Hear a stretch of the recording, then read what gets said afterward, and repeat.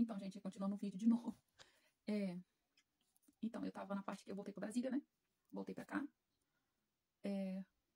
Quando eu voltei pra cá, que eu tive contato com o pai da minha filha, eu já soube, ele tava casado e morando, casado assim, junto, né? Morando em São Paulo. A gente conversou e a gente teve uma conversa assim mais tranquila, tá? Ele já tava casado. Só que ele ainda falava que não tinha me esquecido, ele estando com a mulher dele. E aí, a gente às vezes assim discutia, porque assim, infelizmente assim, financeiramente ele me ajudava com a minha filha, né? Aí depois ele começou a ajudar um pouco. Esse tempo todo eu fiquei cuidando dela sozinha.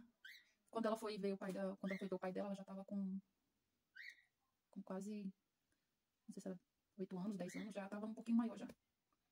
Então assim, foi isso que aconteceu. E aí, a gente voltou a conversar por telefone, mas a conversa sempre curta, rápida. Só que às vezes ele conversava comigo e aconteceu uma coisa. Ele estava casado com essa mulher tinha filhos de outro relacionamento. Só que aí ele foi pai. Ele foi pai, né? Teve uma filha com essa mulher. E aí ele veio pra cidade pra poder apresentar a menina, né? No caso, pra mãe dele. Só que ele já tinha vindo aqui na cidade, já tinha conhecido. A mãe dele já tinha conhecido essa mulher, que ele estava casado com ela hoje. E aí, eles, antes de chegar na cidade, eles tiveram um acidente, né? E aí, a mulher dele faleceu. Que a mulher que ele conviveu com ele 4 anos, né? Faleceu.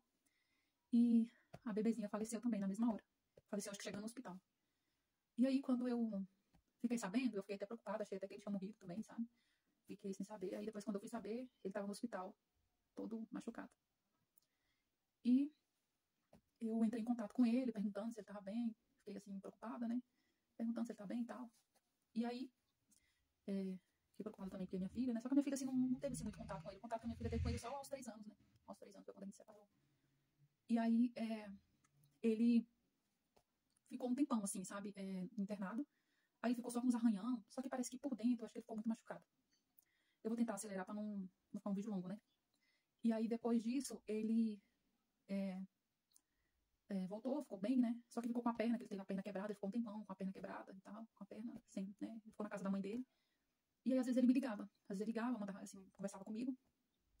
E conversava comigo. E aí, ele um dia conversando comigo, depois de muito tempo, a gente conversava muito pouco, era muito rápido as conversas. Era sempre pra falar alguma coisa da minha filha e tal, se minha filha sempre conversava com ele. Ou então, quando ele queria ver minha filha, eu dava um jeito da minha filha ir lá ver ele.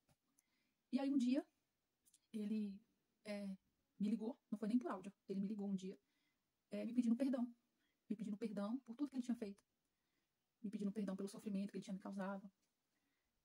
Quando ele falou aquilo, foi um alívio, assim, parece que tirou um peso, sabe? Tirou, assim, um peso, eu também pedi perdão pra ele. E assim, né? Eu também pedi perdão também, que eu senti bem também de pedir. E foi isso. Depois disso, ele tinha falado que queria voltar comigo e tal. E eu falei pra ele que eu não gostava dele, assim, pra me voltar. E aí, depois disso, ele ficou um pouco melhor. Só que aí ele ainda ficava passando mal direto e tal. Aí depois ele parece que noivou uma moça da igreja, né? E aí, quando ele tava perto de casar, aí ele começava a passar mal, assim. Começou a passar mal, começou a ir no hospital. Aí ele foi ver, ele tava com o coração inchado.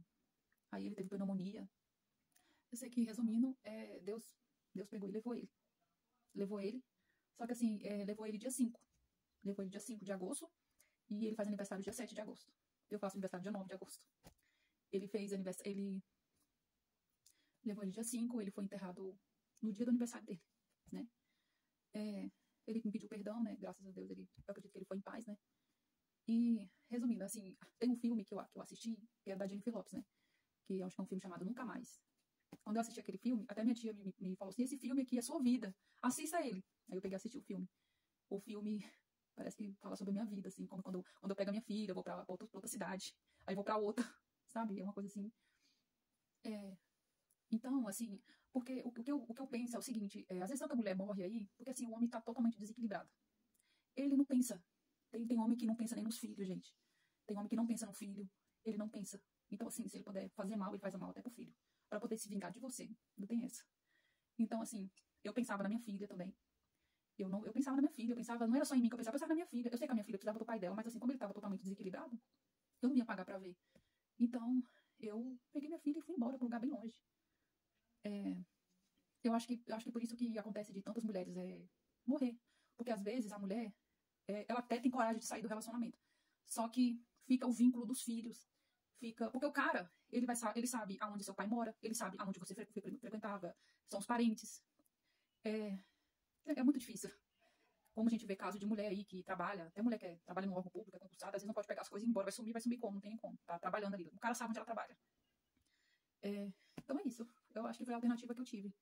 E, tipo assim, se fosse pra fazer, eu fazeria tudo de novo. Porque assim, a gente sabe que justiça no Brasil, infelizmente, fica só no papel, bonitinho.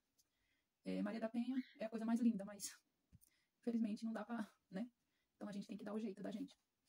E foi isso que eu fiz. É um assunto assim bem delicado, assim, eu trato isso muito na terapia quando eu vou fazer, porque não é fácil.